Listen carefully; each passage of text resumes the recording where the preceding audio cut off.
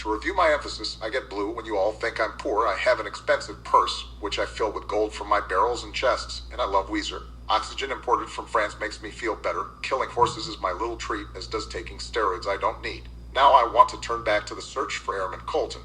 Basically, our intelligence ran out of leads, so we brought in our best investigator, Airman Benjamin. There's only one problem: he's an epic glutton. He eats more than any other human being I've ever seen.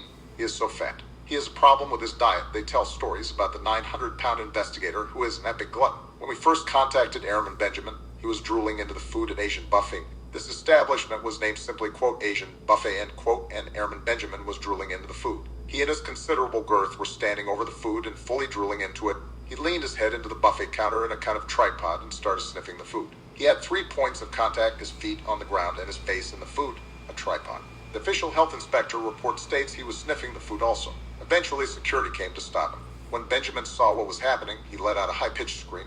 It was like nails on a chalkboard, a high-pitched screech. Then he said, and again this is a quote from the health inspector's report, "I wouldn't stride away from this buffet even if the president ordered me to," which I did. He did not stride away from Asian Buffet. He had ingested so much food at that point that he couldn't swallow. He was literally stuffed. He physically could not move any more food down his throat. He couldn't swallow. He couldn't breathe. His lungs were also full of food, and he could not breathe. There was simply no room for it. His considerable girth and physical exertion meant he developed a fever. He was hot. He was sweaty. He had a fever from fighting with the bouncer and from how much he weighed.